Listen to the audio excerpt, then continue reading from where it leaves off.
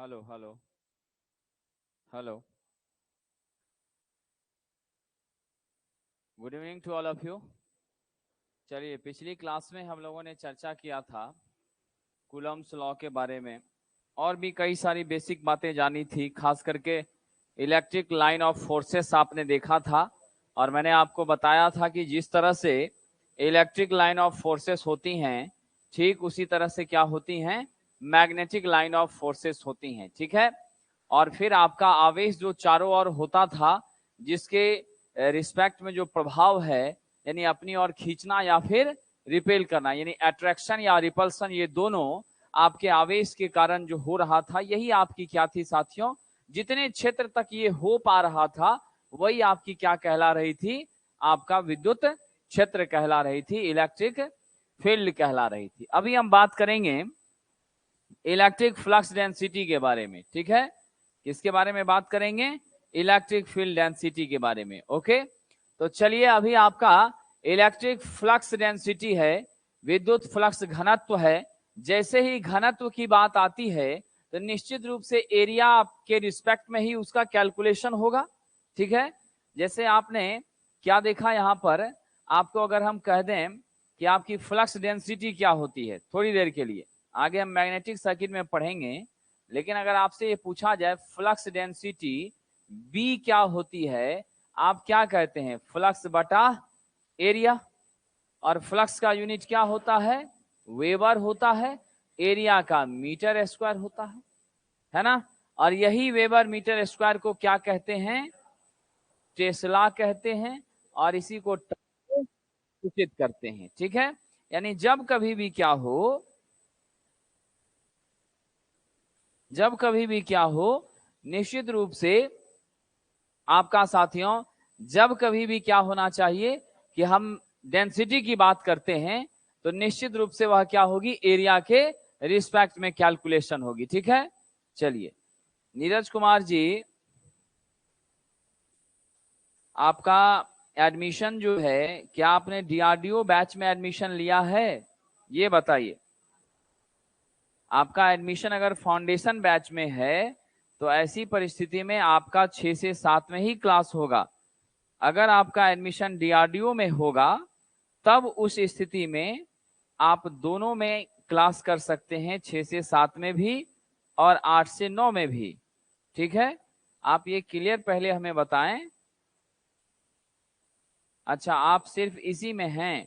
जब आप इसी में हैं तो आपकी ये क्लास जो है वो उसके साथ नहीं होगी, 8 से 9 में आपकी क्लास नहीं होगी। ठीक है, आपकी क्लास 6 से 7 में होगी। ठीक है, हाँ, जो डीआरडीओ के हमारे साथी हैं उनके लिए दोनों टाइम में क्लास है। जो फाउंडेशन में आए हैं उनका सिर्फ 6 से 7 है, इसीलिए आपका नहीं जुट रहा है। चलिए, तो हम लोगों ने अभी देखा फ्लक्स डेंसिटी के बारे में। अभी हम बात करेंगे, अभी हम बात करेंगे साथियों,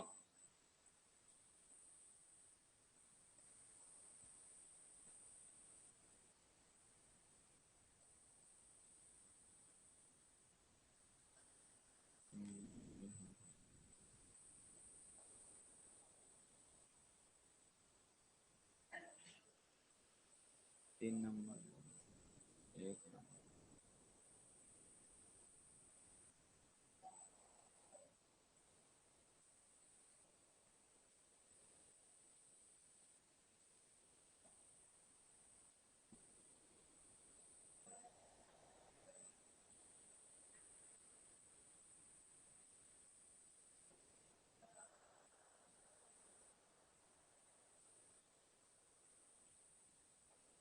चलिए ठीक है, कोई बात नहीं है।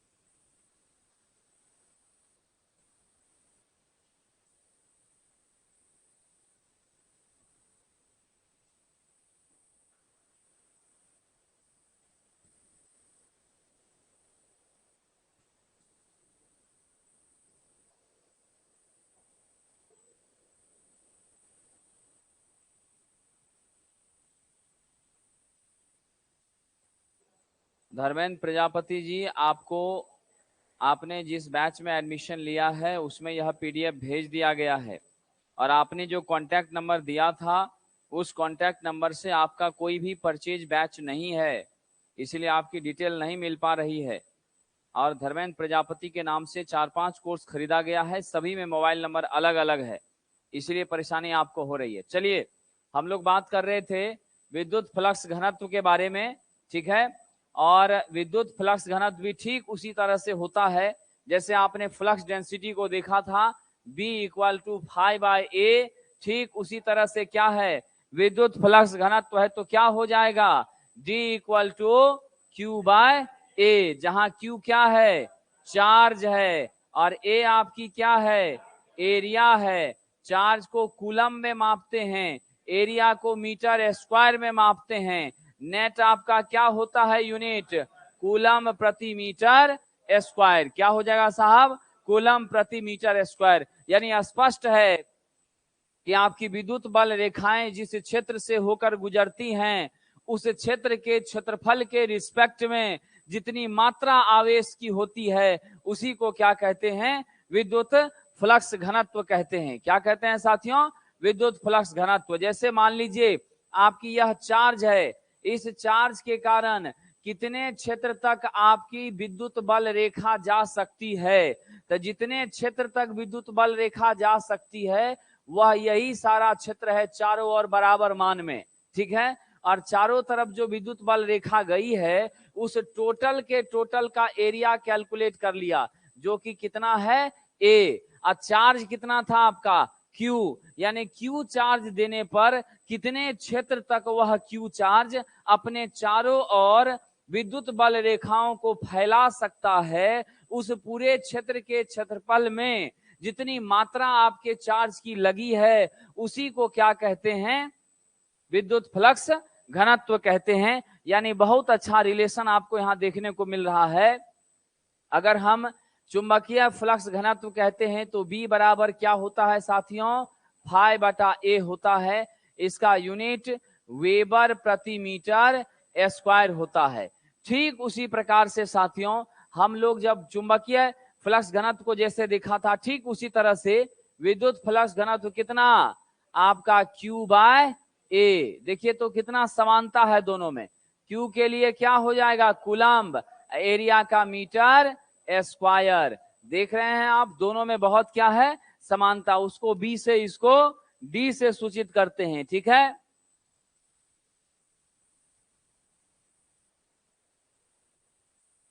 चलिए, तो आपको क्या मिला यहां से, B और D, ठीक है। तो D हमारा है इलेक्ट्रिक फ्लक्स डेंसिटी और B है आपकी magnetic flux density. Flux per unit area क्या होती है, मैग्नेटिक फ्लक्स डेंसिटी। ठीक उसी तरह से चार्ज पर यूनिट एरिया क्या होती है, आपकी इलेक्ट्रिक फ्लक्स डेंसिटी। यानी आवेश बटा क्षेत्रफल को क्या कहेंगे, विद्युत फ्लक्स घनत्व कहेंगे।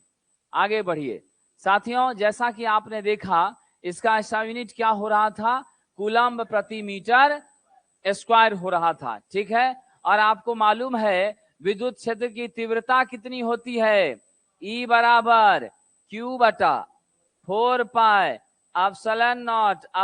r इंटू R का स्क्वायर। इसी को ऐसा लिख सकते हैं 1/4πε0ε r एक साथ लिख दें, यहाँ Q/r स्क्वायर कर दें। ये किसकी वैल्यू थी, K की वैल्यू थी ना, K की वैल्यू थी। इसी को ऐसा लिखा जा सकता है, बताइए E बराबर K इंटू Q/r स्क्वायर। कोई दिक्कत साहब, आराम से लिख सकते हैं क्योंकि हम सभी को पता है।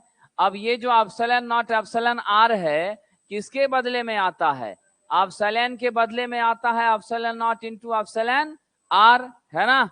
यानी कि आप K का मान ऐसा भी मान सकते हैं 4πε, ये भी K होगा कि नहीं होगा, निश्चित रूप से होगा, क्योंकि इसी का मान किसके बराबर है, ε0 इंटू εr के बराबर है। कोई दिक्कत, यानी ये समझाने का मतलब ये हुआ 1/4π इंटू 6 लिखें या 1/4π इंटू 2 इंटू 3 लिखें। बात बराबर है कि नहीं है? 2 गुना 3 भी 6 होता है, ये दोनों का प्रोडक्ट भी अपसलन होता है। तो अल्टीमेटली आपका मैग्नीट्यूड क्या मिल गया? ई का मान K into Q by are का स्क्वायर, जहां पर आप सभी को पता है के क्या होती है? कांस्टेंट होती है। No any confusion. चलिए साथियों, ये भी आप जानते हैं, अगर आपकी क्या हो, माध्यम अगर आपकी हवा हो, तो अभी हमने क्या देखा, किसी भी माध्यम में अगर आपकी माध्यम हवा नहीं हो, कोई दूसरी माध्यम हो, उस परिस्थिति में आपकी जो चुंबकीय इलेक्ट्रिक फ्लक्स डेंसिटी थी डी, जिसका मान आपने क्या लिखा था? क्यू बाय ए लिखा था, यही किसके बराबर होता है? एप्सिलॉन इनटू ई के बराबर होता है। किसके बराबर होता है? एप्सिलॉन इनटू ई के बराबर होता है। और यही एप्सिलॉन किसके बराबर होता है? Epsilon naught into epsilon R के बराबर होता है कि नहीं है? तो इसे हम लिख सकते हैं, विद्यार्थी जी ध्यान दीजिएगा, इसे हम आसानी से लिख सकते हैं epsilon r naught into epsilon r into e. कोई दिक्कत? यही चीज यहां लिखा गया है। अगर किसी माध्यम में हो तो डी का मान क्यू बटा ए होता है, और क्यू बटा ए को हम एप्सिलॉन इनटू ई लिखते हैं। एप्सिलॉन का मान epsilon naught into epsilon R होता है, और उसके साथ ई आसानी से लिख सकते हैं। आप लोगों को पता है, अगर माध्यम हवा होगी तो क्या होगा? एप्सिलॉन आर का मान 1 होगा कि नहीं होगा? हवा यदि माध्यम हो तो उस केस में एप्सिलॉन आर क्या होता है? 1 होता है। जब एप्सिलॉन आर उस केस में 1 हो जाएगा तो डी का मान बताइए। अभी हमने epsilon naught epsilon r into e लिखा है, अब हम क्या लिखेंगे? Epsilon naught into 1 into e लिखेंगे, यानी सीधा एप्सिलॉन नॉट इंटू ई लिखेंगे कि नहीं लिखेंगे? कोई कंफ्यूजन तो नहीं? तो जो सारी चीजें हैं वो एज इट इज किसके माध्यम से हो रही है? जो हमारी स्ट्रक्चर्स हैं उसी के आधार पर हो रही हैं। ठीक है, एक्चुअली ये थोड़ा सा फॉर्मूला है। और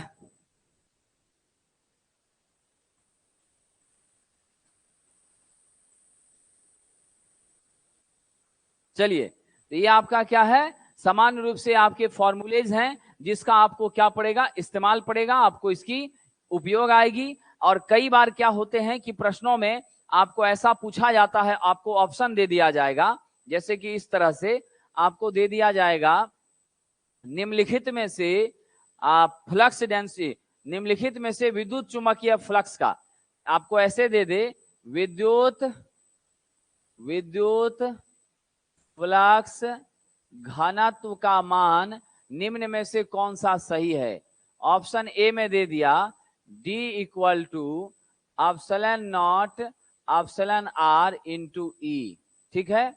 बी नंबर दे दिया D equal to epsilon into e. ठीक है। उसके बाद सी नंबर दे दिया D इक्वल टू क्यू बटा ए, और डी दे दिया ऑल। क्या टिक लगाएंगे आप? ये सारी बातें सही हैं, यानी टोटल की टोटल क्या है? सही है। एप्सिलॉन के बदले में ही ये लिखा गया, और यही क्यू बटा ए होता है, और आपस में सारा रिलेशन क्या है साथियों? एक समान है। ठीक, तो इस तरीके से प्रश्न आपको पूछे जाते हैं। ठीक उसी प्रकार से आपको इलेक्ट्रिक फील्ड इंटेंसिटी के बारे में दे दे, ई का मान क्यू बटा ए लिख दे, ई का मान के इंटू, यहां पर मैंने लिखा ना, ई का मान K into Q by R square लिख दे। ठीक है। और आपको कहे कि both A B none of these ऐसे करके ऑप्शन दे, तो आप क्या करेंगे? दोनों पर टिक लगाएंगे। समझ रहे हैं कि नहीं? चलिए,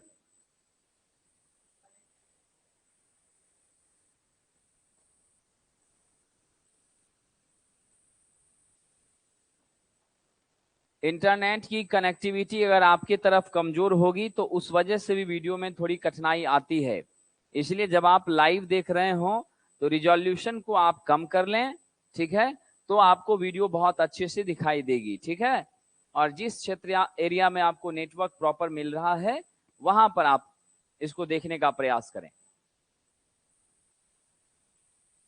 साथियों, अब हम लोग बात करेंगे इलेक्ट्रिक पोटेंशियल के बारे में, विद्युत विभव के बारे में। ठीक है, आखिर ये हमारे विद्युत विभव क्या होती है? यानी आप यूं समझिए, बहुत अच्छे तरह से इसको समझना है तो आप एक डब्बा ले लीजिए, और इस डब्बे में आपने क्या किया? चार्ज को जमा किया, इस डब्बे के अंदर चार्ज को एकत्रित कर दिया, इकट्ठा कर दिया। अब ये डब्बा क्या बन जाएगा? ये वोल्टेज का सोर्स बन जाएगा। क्या बन जाएगा? वोल्टेज का सोर्स बन जाएगा। इसको क्या कहते हैं? Accumulation of charges is called voltage. यानी एक साथ चार्ज को इकट्ठा करना क्या कहलाता है? वोल्टेज कहलाता है। जैसे आपकी पानी की टंकी जो आपके छत पर होती है, उस पानी की टंकी में पानी कैसे भरती है? अपने आप तो नहीं भरती, आपको काम करना पड़ता है। जमीन के अंदर से मोटर का इस्तेमाल करके, मोटर को जब आप स्विच ऑन करते हैं, मोटर फंक्शन करती है, चलने के बाद वह मोटर पानी खींच करके कहां लाती है? आपके टंकी में लाती है, आपके पड़ोसी के टंकी में तो नहीं भेजती है। मतलब क्या है? The work done to accomplish a unit positive charge from infinity to certain point is called electric potential और voltage। यानी इकाई धन आवेश को अनंत से किसी खास बिंदु तक लाने में किए गए कार्य को क्या कहते हैं? विद्युत विभव कहते हैं। मतलब आपने पानी भरने के लिए क्या किया? बोरिंग करवाया, अपना समर्सिबल सेट करवाया, अपने घर में इलेक्ट्रिकल कनेक्शन लिया, उसकी स्विच लगाई, उसके बाद जैसे ही स्विच ऑन करते हैं मोटर चलती है, चलने के बाद आपकी ही टंकी में पानी भरने का काम करती है। ठीक उसी प्रकार से आपका जो विद्युत विभव है वह भी क्या है? अनंत से किसी खास बिंदु तक इकाई धन आवेश को लाने में जो काम किया गया है उसी को क्या कहते हैं साहब? विद्युत विभव कहते हैं, अंग्रेजी में इलेक्ट्रिक पोटेंशियल कहते हैं। No any confusion? चलिए साहब, समान रूप से यह भी क्या होती है? एक फिजिकल क्वांटिटी होती है। क्या होती है? यह भी एक फिजिकल क्वांटिटी होती है। समझ गए? देखिए हमारे ऑनलाइन के कुछ मित्र परेशान हैं डीआरडीओ को लेकर के। मैं उनको स्पष्ट बता दूं, डीआरडीओ के लिए हमने अलग से एक बैच वहां दिया है जिसका नाम डीआरडीओ है, और वह क्रैश कोर्स यानी आपको फास्ट क्लासेस हैं जिसे 3 से 4 महीने में कवर होने हैं। ठीक है? और इस बैच की क्लासेस शाम के 6 से 7 पीएम में होती हैं जो अभी चल रही है, और दूसरी आपकी 8 से 9 पीएम में होती है। ठीक है? तो जिन छात्रों ने यह बैच परचेज किया होगा उनकी 2 घंटे क्लास हो रही हैं। जिन्होंने अभी 6 से 7 वाला फाउंडेशन लिया है उनको 2 क्लासेस नहीं होंगी। ठीक है? उनको सिर्फ आपकी 6 से 7 में होंगी। समझ गए? और इसमें यह ध्यान रखिए कि 6 से 7 वाली क्लासेस जो हैं ये 6 मंथ का कम से कम ये क्लास चलना है। 6 महीने में इसका सिलेबस पूरा होना है। हो सकता है एक आध महीना छुट्टियां होती हैं तो प्लस भी हो जाए, और इसमें हम 34-35 चैप्टर्स पढ़ाने वाले हैं, इसलिए इसका सिलेबस और शेड्यूल लंबा जा रहा है। इसी को हमने कंपनसेट किया था 2 घंटे या फिर और भी ज्यादा बढ़ा करके हम आगे दशहरा बाद क्लास बढ़ाएंगे, तो उस दौरान इनको और ज्यादा हम जोड़ते तो इनका सही समय पर सिलेबस पूरा हो जाता। ठीक है? तो ये जो 6 से 7 वाला बैच है ये बेसिक बैच है, सभी तरह की परीक्षाओं के लिए है, लेकिन यह बैच 6 से 8 महीना चलने वाला है। ठीक है? ये तुरंत में आपको कवर नहीं होगा। अगर रिसेंट में वैकेंसियां बहुत सारी आती हैं तो हम आपकी क्लासेस को लंबा करेंगे और तब जाकर के हम कंपनसेट कर पाएंगे, क्योंकि 300-350 घंटे का क्लास होगा तब आपका यह पूरा हो सकता है। और 300-350 घंटे पढ़ने के लिए आप यूं ही समझ लीजिए कि प्रतिदिन 3 घंटे भी आप पढ़ते हैं तो 100 दिन जरूर लगता है। समझ गए कि नहीं? तो इसीलिए नीरज जी आप परेशान मत होइए, आपने फाउंडेशन में एडमिशन लिया है। ठीक है? चलिए चलिए आगे बढ़ते हैं। 8 से 9 वाला क्लास जो है वो समाप्ति पर है। उसका सिलेबस जो है वह बहुत ही लास्ट पर है। उसमें अब डीसी मोटर हो रहा है, उसके बाद पावर सिस्टम होगा। उससे पहले की जो क्लासेस हैं वो 90% कंप्लीट हो गई हैं। उसका वीडियो ऑनलाइन के छात्रों को ऑटो शिफ्ट कर दिया जाएगा, अगर उनको हड़बड़ी आ जाती है तो, अगर अगले महीने एग्जाम हो जाती है तो। वैसी परिस्थिति में ऑफलाइन के छात्रों के लिए, उसके लिए दशहरा के बाद जिनका उस तरह का जो स्पेशल है उनको अलग से 3 घंटे का क्लास दिया जाएगा। जिनका कंप्लीट हो रहा है उनका कोई बात नहीं। चलिए आगे बढ़ते हैं।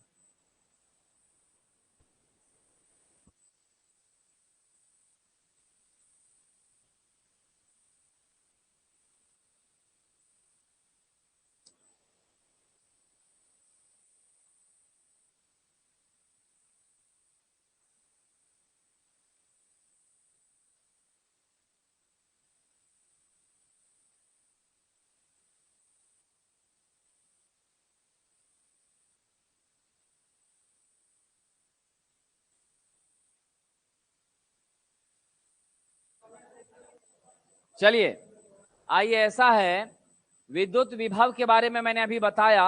यह कैसी क्वांटिटी है साथियों? फिजिकल क्वांटिटी है ना? क्या है? भौतिक राशि है। और ये जो भौतिक राशि है आप सभी को पता है दो तरह की होती हैं। एक तो आप जनरली सदिश कहते हैं, दूसरा क्या कहते हैं? अदिश, स्केलर और वेक्टर। तो साथियों इसमें क्या है, दो आवेशित वस्तुओं के बीच में आवेश का क्या होता है? प्रवाह होता है। यानी यहां पर एक चार्ज बॉडी है, एक यहां पर चार्ज है। ये कम चार्ज है, ये अधिक चार्ज है, यहां से यहां आएगी।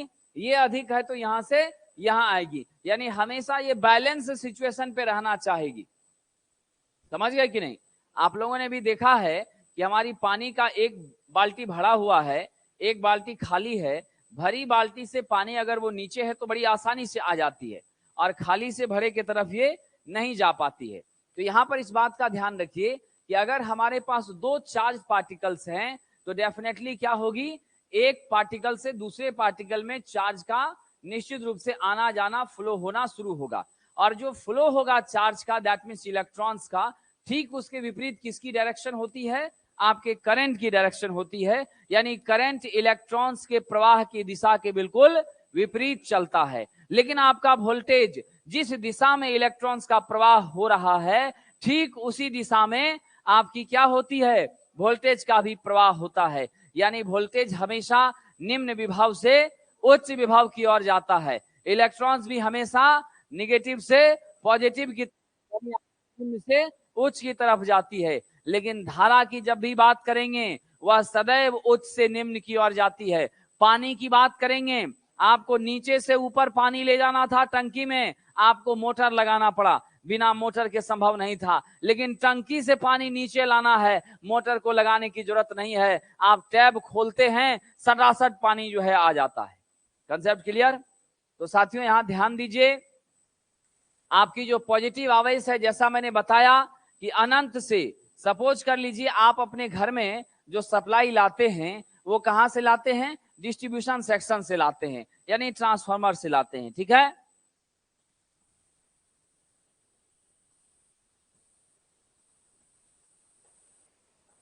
चलिए, ऐसा है साथियों कि हम क्या करते हैं, अनंत, अनंत कहने का मतलब है आपका जो डिस्ट्रीब्यूशन सिस्टम है, आपकी जो गली मोहल्ले में हमारी ट्रांसफार्मर 11 किलो वोल्ट की होती हैं, ठीक है?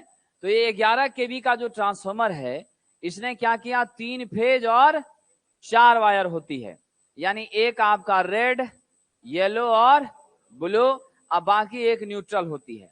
हम किसी भी फेज और न्यूट्रल से कनेक्शन लेते हैं तो हमें 230 से लेकर 240 वोल्ट, 250 वोल्ट का वोल्टेज जनरली मिलता है।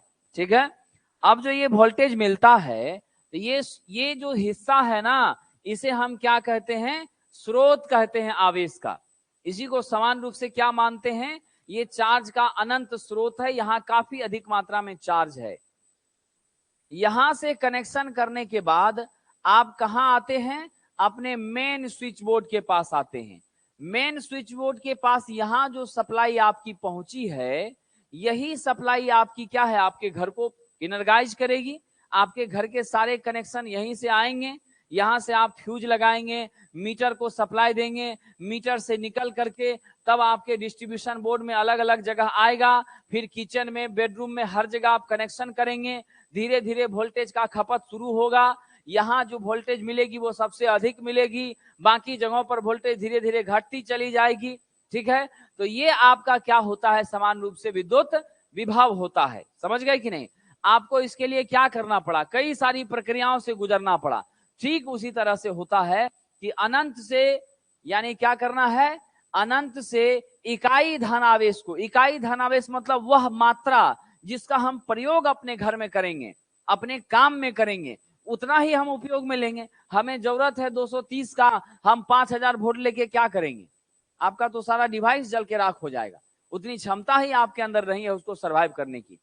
तो साथियों स्पष्ट है कि आपके अनंत से किसी खास बिंदु तक इकाई धनावेश को लाने में जो काम किया जाता है उसी को क्या कहते हैं? विद्युत विभव कहते हैं। तो साथियों वर्क आपने क्या देखा, किसको ला रहे हैं साहब?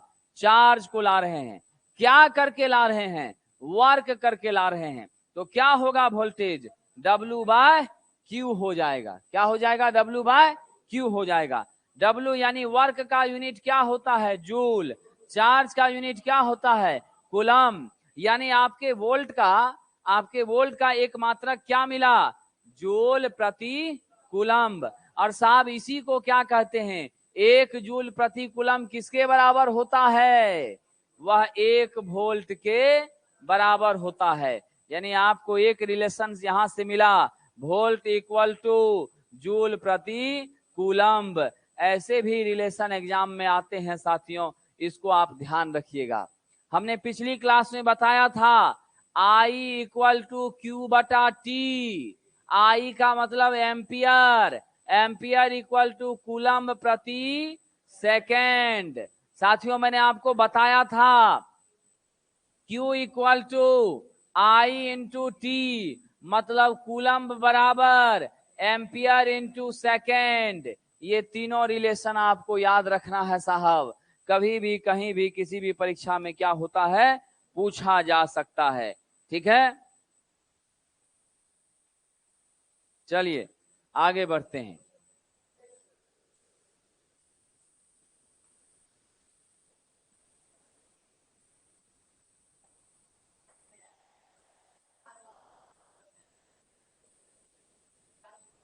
आएंगे 3 फेज में, वहां समझ लेना। RYB ही यूज करते हैं, तुम्हारी इच्छा होगी तुम 5 कर लेना, 6 कर लेना, 15 कर लेना। ठीक है, ऐसा संभव नहीं है, समझ गए। 3 फेज इसलिए करते हैं क्योंकि हमारी वाइंडिंग 3 फेज में की जाती है अल्टरनेटर की। ठीक है, और अल्टरनेटर की वाइंडिंग 3 फेज में की जाती है। सारे फेज 120 120 120 से शिफ्टेड होते हैं, उससे जो वोल्टेज जनरेट होती है वह भी 3 फेज में ही होती है।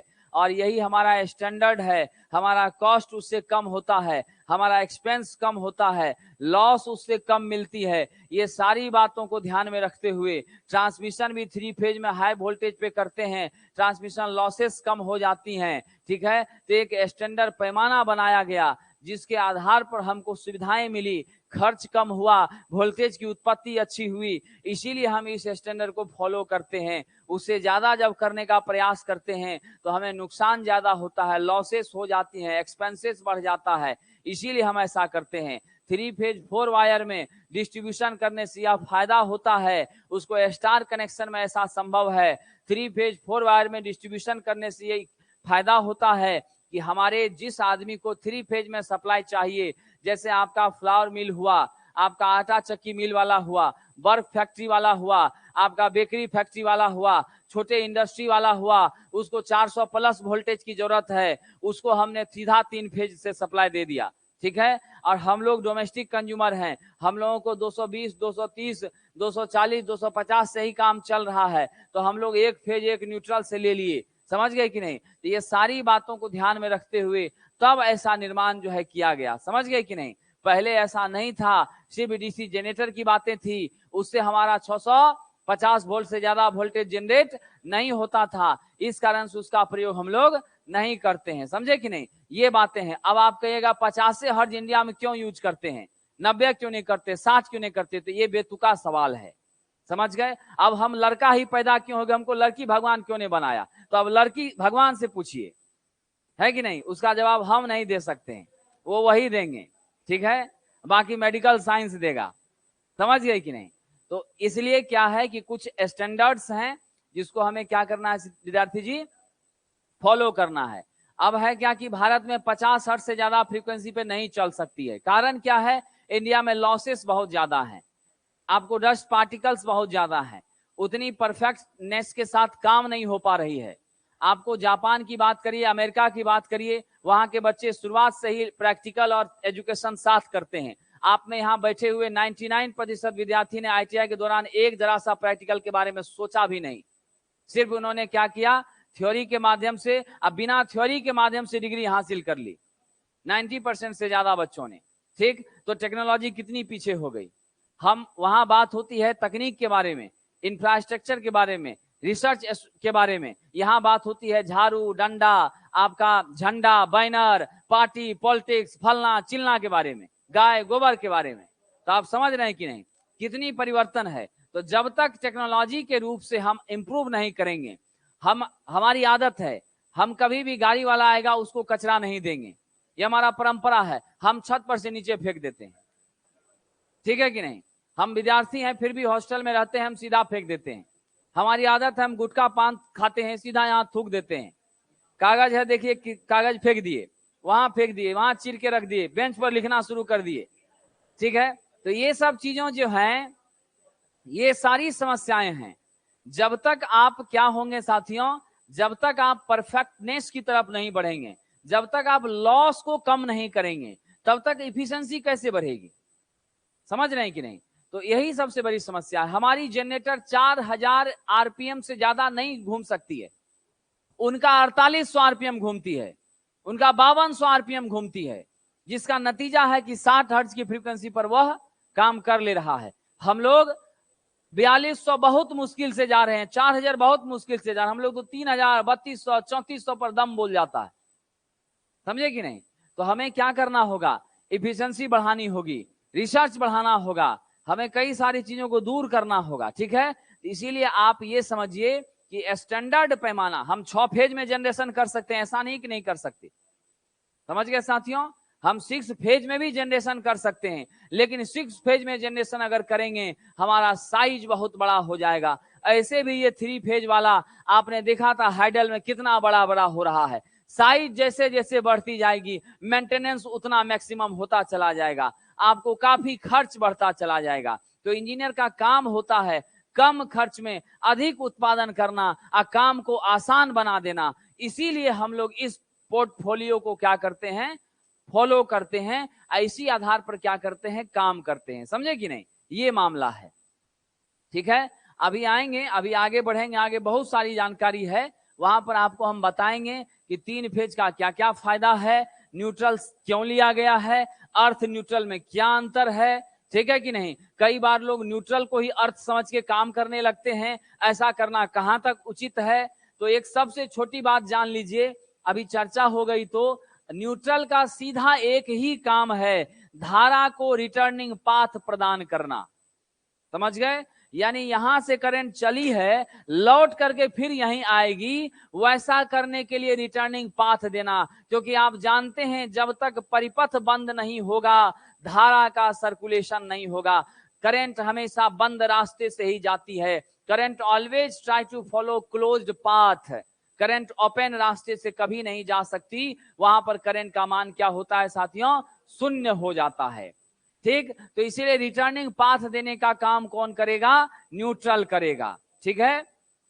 आपकी अर्थिंग क्या काम करती है, आपकी अर्थिंग सुरक्षा देने का काम करती है, लीकेज करंट से आपको बचाती है। यह मनुष्य की सुरक्षा के लिए तो आवश्यक होती ही है, साथ ही साथ हमारे उपकरण की सुरक्षा के लिए भी अत्यंत आवश्यक होती है। क्योंकि अगर लीकेज धारा काफी अधिक हो जाएगी और वह पृथ्वी के अंदर नहीं जा पाएगी, तो हमारे सिस्टम में क्या होगा, हम टच होंगे, पास जाएंगे तो हमको झटका लगेगा, लेकिन हमारे सिस्टम में I² लॉस स्वाभाविक रूप से बढ़ जाएगा। हमारी क्या होगी साथियों, अगर वह लीकेज करंट नहीं जा पाई, आपके फ्यूज क्या होंगे, ब्लो नहीं होंगे, वो नहीं गलेंगे। लीकेज धारा जितनी ज्यादा होगी, फ्यूज उतना जल्दी गल जाता है, समझ गए कि नहीं। तो आपका लीकेज धारा जा ही नहीं पा रहा है, वह एक जगह जमा है, एकत्रित है विद्यार्थी जी। इस लेकर के क्या होता है, कई समस्याएं आ जाती है, हीट लॉसेस एक्सेस हो जाता है, जिसके वजह से आपका सिस्टम सही से काम नहीं करता है। ऑटोमेटिक जिसको सुरक्षा के लिए रखा है वही जलकर राख होना शुरू हो जाती है, समझ गए कि नहीं। मतलब सिपाही ही आपका चोरी करना चालू कर देता है। तो ये सारी बातें थी, जिसलिए तो always remember that earthing is mostly required for safety purpose, basically for human and also for devices। तो डिवाइस की सुरक्षा और मनुष्य की सुरक्षा दोनों के लिए आवश्यक है क्या करना, अर्थिंग करना। और न्यूट्रल का काम क्या है, रिटर्निंग पाथ देना, ठीक है। तो ये सारी बातें हैं। चलिए, वीडियो को अनलिमिटेड बार आप देख सकते हैं, इसके लिए आपको अपने ऐप में वीडियो को डाउनलोड करना पड़ेगा, ठीक है। आप अपने ऐप में वीडियो को डाउनलोड करके अनलिमिटेड टाइम देख सकते हैं, ठीक है। आपकी वैलिडिटी 1 साल होगी, उस दौरान आप कई बार देख सकते हैं। चलिए साथियों, आपको मैंने जैसे अभी बताया कि वोल्ट के बारे में बताया, जूल प्रति कूलम्ब क्या होती है, इसकी यूनिट होती है। और साहब अगर इकाई बिंदु पर आवेश हो, पॉइंट चार्ज की बात हो, तो क्या होगा, V equal to 1/4πε0 into Q by R होगा। R आपका दूरी है, यानी ये स्रोत था, यहां पर आपने क्या किया है, चार्ज Q को लाया है, तो कितना डिस्टेंस कवर करके आप लाए, R दूरी कवर करके लाए, इसीलिए क्या हो गया, Q बाय R हो गया। और याद रखिए, जैसा मैंने अभी बताया था आपको, इलेक्ट्रिक करंट हमेशा हाई पोटेंशियल से लो पोटेंशियल की ओर जाती है। साथियों सदैव याद रखिए, कहां से कहां, उच्च विभव से निम्न विभव की ओर। पानी का बोतल है, अभी इस बेंच पर आप रखते हैं और वहां पानी गिरा देते हैं, अपने आप वह पानी जमीन पर चली जाएगी बिना किसी बल लगाए। लेकिन बोतल नीचे रखिए और मैं कहूंगा कि पानी ऊपर लाइए, या तो आपको पाइप बोतल में डालकर खींचना पड़ेगा या किसी मैकेनिकल डिवाइस के माध्यम से ऊपर करना पड़ेगा, ठीक। अपने आप वो पानी बिल्कुल भी नहीं आएगी। इससे स्पष्ट होता है कि आपके पानी का जो स्वभाव होता है, ठीक वही किसका स्वभाव होता है, करंट का स्वभाव होता है। अब अगर आपने टंकी में पाइप लगा दिया है विद्यार्थी जी, और आप टैप खोलते हैं तो पानी निकलती है। सपोज कर लीजिए आपके टंकी के ऊपरी हिस्से में कहीं पर पाइप में छिद्र हो गया है, अब वो पानी क्या कहेगी कि मेरा मालिक नीचे खोल रहा है, मैं वहीं निकलूंगी, यहां से मुझे नहीं जाना है, ऐसा तो नहीं करेगी। वो जहां छिद्र मिला वहां से निकल जाएगी। मतलब क्या है, current always try to follow shortest path. धारा हमेशा छोटे रास्ते से जाना चाहती है, ठीक उसी तरह पानी भी हमेशा छोटे रास्ते से जाना चाहती है। आप पॉलिथीन में पानी भर कर आइए और हल्का सा सुई, मान लीजिए फलना जी ने क्या किया, उसमें चुभो दिया, आप आगे जा रहे हैं, चुभो दिया, अब क्या होगा, आप आगे आगे जा रहे हैं, अब पीछे से उस छिद्र से पानी निकल रही है। मतलब इस दोनों का स्वभाव एक समान होता है। Always remember that the nature of current is just like as water. धारा का स्वभाव कैसा होता है, पानी की तरह। चलिए, जब इतनी चर्चा हो गई तो एक नई चीज आपको बताते हैं विद्यार्थी जी, ठीक है, एक नई बातें आपको बताते हैं, वो आपका पूरा कंसेप्ट क्लियर हो जाएगा। साहब ये हमारा घर है, ऑनलाइन वाले विद्यार्थी भी ध्यान से देखिए, कमेंट थोड़ा कम कीजिए, पढ़ने पे ज्यादा ध्यान दीजिए, और जिनकी आवश्यक कमेंट है उसका जवाब मैं क्लास के बाद दे दूंगा। आइए, ये आपकी क्या है, टैंक है, क्लियर। ये हमारी वाल है साहब, छत है, बिल्डिंग बनाया है, और यहां नीचे हमने क्या किया है, यहां पर आपकी बोरवेल है, ठीक। और इस बोरवेल से अंदर अंदर आपने क्या किया है, पाइप लगा दिया है, और इस पाइप के माध्यम से ये देखिए ऐसे अंदर अंदर आपने पाइप का अरेंजमेंट किया है, और इस पाइप से पानी क्या हो रही है, ऊपर जा रही है, ठीक है। अब चलिए आगे बढ़ते हैं। ये आपकी टैंक है, ये क्या है, वाटर टैंक, पानी की टंकी है, ठीक। यहां आपने क्या किया, मोटर लगाया है, ठीक है।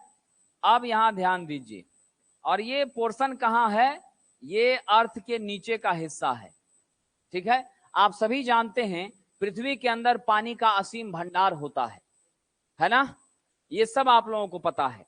अब इस असीम भंडार में नीचे भी हमने पाइपिंग किया है, 400 फीट हमने अंदर कर दिया है, ठीक है। ऐसा मत समझिए कि नहीं है, 1000 फीट हमने कर दिया है। राजस्थान में 2000 फीट पर भी पानी मुश्किल से निकलती है, क्या साहब, है कि नहीं है, बिल्कुल। ईश्वर के आशीर्वाद से बहुत लंबा समय मैंने राजस्थान में गुजारा है, जैसलमेर में, जोधपुर में, जयपुर में मैंने काफी क्लासेस ली हैं। वहां पर बीटेक के छात्रों को, आईटीआई के छात्रों को पढ़ाने का अवसर नहीं प्राप्त हुआ, ठीक है। चलिए, बीटेक के छात्रों को पढ़ाने का अवसर मिला था।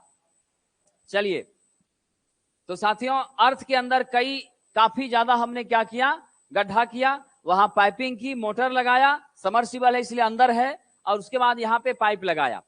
अब देखिए क्या है, यहाँ आपकी टंकी से फिर हमने बाहर अपने घरों में इस्तेमाल करने के लिए ये पाइप लगाए, यहां पर हमने क्या किए, टैब लगाया, और ये आपकी बकेट है जिसमें पानी खोलने के बाद आती है, ठीक है।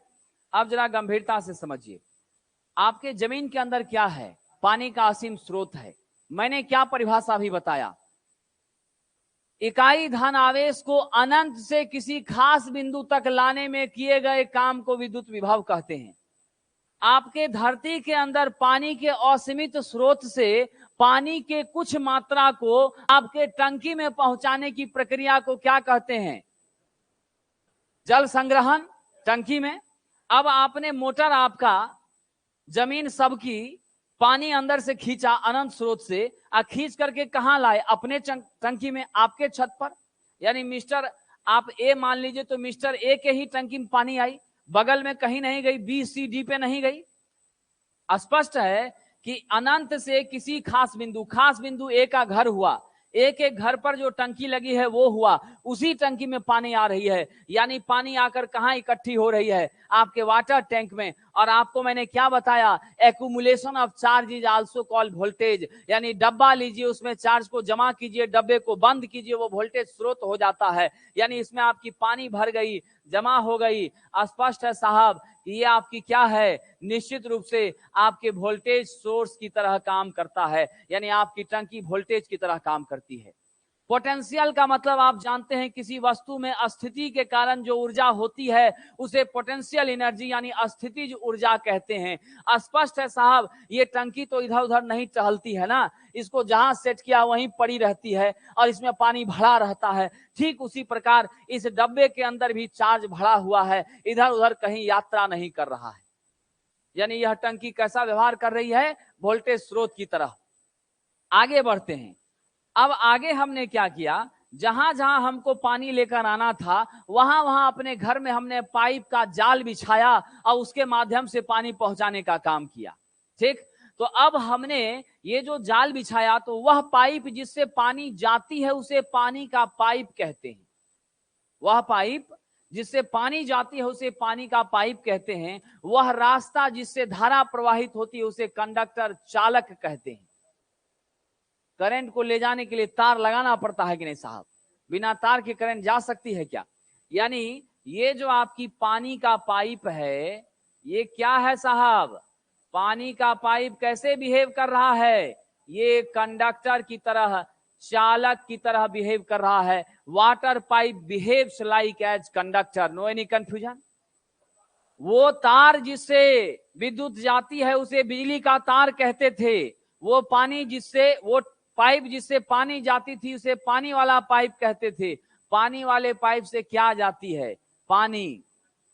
ठीक है, आपके सुचालक तार से क्या जाती है? करंट। यानी आपकी ये जो पानी है इसके अंदर कैसा व्यवहार किया साहब? करंट की तरह। क्या किया? करंट की तरह। ये टैब है, खोलते हैं तो पानी निकलती है, अब बंद करते हैं तो पानी बंद हो जाती है। धारा नियंत्रण कौन कर रहा है? वो स्विच। अभी बंद कीजिए ऑफ हो जाएगा, चालू कीजिए ऑन हो जाएगा। यानी आपका टैब, जो आपके नल का टोंटी था, जो टोंटी चुरा लेता है कुछ लोग, ये टोंटी था, ये टोंटी कैसा काम कर रहा है? स्विच की तरह। कैसा काम कर रहा है? स्विच की तरह। खोले, चालू, बंद किए, बंद हो गया। नीचे अब आपने नल खोला, लोटे में पानी लेना चाहते हैं तो लोटा में निकलता है, गिलास में लेना चाहते हैं गिलास में निकलता है, बाल्टी में लेना चाहते हैं बाल्टी में निकलता है, ड्राम में लेना चाहते हैं ड्राम में आता है। मतलब क्या है? हम पंखा चलाएं, ट्यूबलाइट चलाएं, टीवी चलाएं, एसी चलाएं, फ्रिज चलाएं, वॉशिंग मशीन चलाएं, जैसी डिवाइस की इच्छा होगी उसको सप्लाई दे देंगे, स्विच ऑन करेंगे, वो काम करेगा। मतलब क्या है? लोड है। क्या है साहब? लोड है। समझ रहा विद्यार्थी? क्या है यह? लोड है। मतलब आप पूरी कहानी समझिए। ये बकेट जिसमें पानी आ रही थी, यानी आपका फैन, ट्यूबलाइट, पंखा, बल्ब, इस पर क्या पहुंच रही है? स्विच देने के बाद करंट पहुंच रही है। वोल्टेज कहां है? ऊपर स्थिर से बैठा हुआ है, वो यात्रा नहीं करता है। ट्रेवल कौन करती है? पानी यानी करंट। खोलने के बाद टंकी नहीं ना आता है आपके गिलास में, पानी आती है ना। मतलब क्या है? सारे के सारे लोड के पास, सारे के सारे डिवाइसेस के पास क्या आती है साथियों? ओनली करंट पहुंचती है। क्या पहुंचती है? करंट। लेकिन करंट का अस्तित्व कैसे आया? आपकी टंकी खाली हो जाएगी, खोल के बैठे रहिए, कुछ नहीं आएगा। स्वाभाविक सी बात है। आपकी टंकी भरी रहती है, आप अगर टॉवेल भूल जाते हैं, आप जो है सो बाथरूम से निकलकर तौलिया लेने आते हैं, पानी बाल्टी से बाहर गिरता रहता है, मतलब 2 मिनट में आपकी बाल्टी भर जाती है, टंकी फुल है तो। टंकी खाली है, आधी है, पूरा नल तोड़ दीजिए, उखाड़ दीजिए, पानी निकलेगा ही नहीं। मतलब क्या है? The strength of water inside this bucket depends upon the strength of water inside this tank। मतलब आपके बकेट में कितना पानी आएगा, आपके लोटे में, ग्लास में, बाल्टी में कितना पानी आएगा, ये निर्भर करता है टंकी में कितना पानी है। टंकी फुल तो यहां भी बहुत जल्दी फुल, टंकी खाली तो यहां भी खाली। यानी voltage directly proportional, current directly proportional किसका है साहब? वोल्टेज का है। यहां से पता चला आई डायरेक्टली प्रोपोर्शनल टू भी, यानी वोल्टेज अधिक होगा तो करंट अधिक होगी, वोल्टेज कम होगा तो करंट कम होगी, दोनों एक दूसरे के समानुपाती है। ये संबंध आप यहां देख चुके हैं, पहली बात। दूसरी बात आपने क्या देखा? आपके स्विच के रूप में कौन काम कर रहा है? टैब। आप टैब को बंद करते हैं, पानी नहीं आती है, स्विच बंद करते हैं, आपका पंखा बंद हो जाता है, मतलब करंट रुक जाती है। नो एनी कंफ्यूजन साहब? हमने अनंत से खास बिंदु कहां तक? मिस्टर ए के टंकी तक पानी पहुंचाया।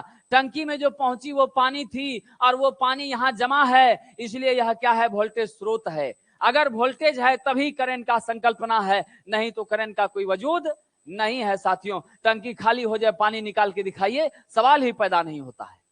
Concept clear?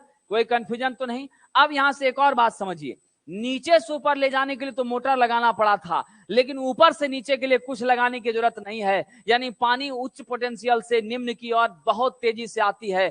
बिल्कुल उसी प्रकार current always flow from higher potential to lower potential. धारा सदैव उच्च विभव से निम्न विभव की ओर आती है। कोई कंफ्यूजन तो नहीं नौजवानों? चलिए अब आइए आगे बढ़ते हैं। अब जो मैंने कहा ये सारी बातें बहुत अच्छी लग रही है, आई भी के बिल्कुल समानुपाती है, लेकिन हमारा मन नहीं मान रहा है। हमने यहां पर पाइप को तोड़ दिया। लीजिए, इतना बढ़िया टंकी व्यवस्था हुआ था, इसको जो है सो तोड़ दिया। इस जगह पे हमने पाइप को तोड़ दिया। अब क्या होगा? अब जब यहां हमने पाइप तोड़ दिया, आपकी पानी क्या कहेगी? मालिक नीचे बुला रहा, वहीं जाएंगे। वो तो यहां से निकलना चालू कर देगी, मतलब इधर पानी आपकी आना शुरू, उस तरफ पानी लीक करना शुरू। अब जब पानी उधर लीक करने लगा, अब नीचे आप बकेट यहां खोल दिए हैं, आपका 10 मिनट लगेगा भरने में बाल्टी। फ्लो कम होगा कि नहीं होगा? स्ट्रेंथ कम होगा कि नहीं होगा? मतलब साफ है, अगर करंट लीक करती है तो लोड के पास करंट कम पहुंचती है, उसका परिमाण क्या होता है? घट जाता है। अगर उसका परिमाण घटता है, लाइट आपकी डीम होगी कि नहीं होगी? पंखा आपका स्लो चलेगा कि नहीं चलेगा? कोई कंफ्यूजन तो नहीं? मतलब भी और आई आपस में समानुपाती तभी होगी जब आपका पाइप फिजिकली डैमेज नहीं हो। मतलब क्या कांस्टेंट हो? Temperature must be remains constant. Physical damage नहीं होना चाहिए, भौतिक रूप से क्षतिग्रस्त पाइप नहीं होनी चाहिए। इसका मतलब है आपके यहां पर temperature must be maintain constant. यानी यदि आपका टेम्परेचर कांस्टेंट है, यदि क्या है साथियों? आपका टेम्परेचर कांस्टेंट है, तब जाकर के आई भी के समानुपाती होती है, नहीं तो ये रिलेशन संभव नहीं है। और यही रिलेशन किसने दिया था? अभी जस्ट आप लोगों को कुछ समय बाद पढ़ाने वाले हैं, ओम साहब ने दिया था। मुझे विश्वास है करंट, वोल्टेज और आपके सबके स्वभाव के बारे में आप समझ गए होंगे। वोल्टेज हमेशा निम्न से उच्च की ओर, करंट हमेशा उच्च से निम्न की ओर। वोल्टेज को उच्च निम्न से उच्च पहुंचाने के लिए काम करना पड़ता है। करंट अपने धड़ल्ले से आती है, अगर लीक कर गया तो उधर से जाती है, यानी हमेशा छोटे रास्ते से जाना चाहती है। साथियों, जिस तरह से करंट के लिए छोटा रास्ता बड़ा आनंददायक है, वैसे आपके लिए आनंददायक नहीं है साथियों। आपके जीवन में छोटे रास्ते से सफलता का सफर कभी भी पूरा नहीं हो सकता है, आप ठगे चले जाएंगे। इसीलिए सेटिंग गेटिंग को छोटा रास्ता माना जाता है, उसमें आप विश्वास नहीं कीजिएगा, ठीक है? किसी को कोई कंफ्यूजन है तो फिर से पूछ लीजिए।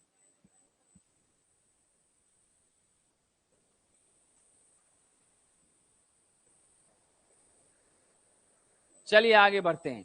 यह एक जनरल एग्जाम्पल था जिसके माध्यम से आपको इन सभी के रिलेशन को समझाया गया। हमारे मित्र कह रहे हैं कि टंकी में अगर ज्यादा भर देंगे पानी ओवर फ्लो करने लगेगा। साथियों, ओवर वोल्टेज होती है, आप सभी को पता है ओवर वोल्टेज होती है। उसी का परिणाम है, आप अपने बचपन के दिनों को याद कीजिए, जब 100 वाट का बल्ब आपका होता था और वो बल्ब बहुत डिम लाइट देता था, आप मार्केट जाकर 110 खरीद के लाते थे कि नहीं?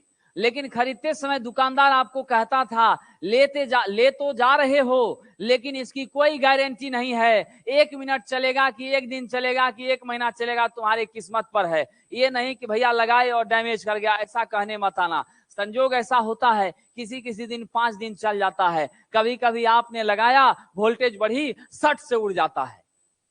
ये क्या बताता है? Over voltage. और साहब आगे चलेंगे हम, अनिल जी यहाँ बैठे हैं, ओवर वोल्टेज से प्रोटेक्शन कहाँ करते हैं? हम आपके इंडक्शन मोटर में भी करते हैं, वहां भी ओवर करंट से, अंडर वोल्टेज से, इन सभी से सुरक्षा के लिए क्या लगाते हैं? हम स्टार्टर लगाते हैं, क्योंकि हमारी मशीन क्या होती है? सेल्फ स्टार्टिंग होती है। उसको स्टार्ट करने के लिए स्टार्टर नहीं, उसकी सुरक्षा के लिए लगाते हैं। ओवर वोल्टेज होगा तो उसके लिए हम सुरक्षा लगाते हैं। पानी गिरने लगा तो हम मोटर को बंद कर देते हैं, ओवरफ्लो होने लगा तो हम उसके लिए व्यवस्था करते हैं, टाइमर सेट कर देते हैं, अलार्म सेट कर देते हैं। ऑटो कट हमारी सर्किट होती है, 250 रुपए में मिलती है, उसको लगा के अपने आप बंद हो जाता है। जैसे सिग्नल टच किया, लेवल तक गया पानी, उस सिग्नल से बंद करवा देते हैं। हम मनुष्य हैं आकाश जी, बहुत सारी बातों को हम समझते हैं, इसलिए सारे सेफ्टी को लेके चलते हैं। और शुरुआत से ही कहा है, इलेक्ट्रीशियन के लिए काम करने का पहला उसूल है फर्स्ट सेफ्टी देन वर्क, पहले सुरक्षा तब काम होता है। ठीक है, तो करंट वोल्टेज का रिलेशन आप लोग बहुत हद तक समझ गए। साहब रेजिस्टेंस भी नहीं होना चाहिए, ये भी आपको मालूम रखना है, तभी धड़ल्ले से पानी आएगी। रेजिस्टेंस का मतलब स्केल सलज का फॉर्म कर जाना। पुराने जमाने में आप भारतीय रेल के से यात्रा करते होंगे, टंकी यानी आप जब नल के पास जाते थे, वहां बहुत सारा गाद जमा होता था, पीला पीला जमा हो जाता था। नाखून से ऐसे खरची आपका नाखून उखड़ जाएगा, वो नहीं हटती थी, उसको क्या कहते थे? स्लज कहते थे। ठीक है, स्लज आपका हार्ड प्रिसिपिटेट होता है, जमने के बाद वो उखड़ता नहीं है। स्केल आपकी सॉफ्ट प्रिसिपिटेट होती है, झाड़ू दे दीजिए साफ हो जाती है। समझ गए कि नहीं? आपने देखा होगा तालाबों में पानी के ऊपर जो गाद जम जाती है, झाड़ू से हटाते हैं हट जाती है, वो सब स्केल है। स्लज हार्ड प्रिसिपिटेट है, उसको छेनी हथौड़ी से ही हटाना पड़ता है। तो वैसा कुछ जाम नहीं होना चाहिए, अगर वैसा होगा तब भी पानी कम आएगी। मतलब रेजिस्टेंस को भी कंडक्टर में कम रखना है, तभी आपका धड़ल्ले से करंट क्या होगा? आपके पास मनचाही मात्रा में पहुंच पाएगा साथियों। ठीक है, तो चलिए हम लोगों ने इन बेसिक बातों को आज समझने का प्रयास किया है। ठीक है, चलिए कोई कंफ्यूजन तो नहीं? ठीक है साहब, इसका फोटो ले लीजिए जिनको लेना है, समझने में आपको बहुत सुविधा होगी। भारत के किसी किताब में ये नहीं मिलेगा साहब। ठीक है, ये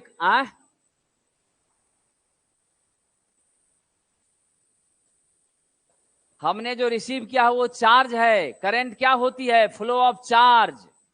जब चार्ज वहां जमा हुआ तब ना फ्लो करवाया हमने, समझ गए कि नहीं? हमने चार्ज का कलेक्शन किया। डेफिनेशन क्या था?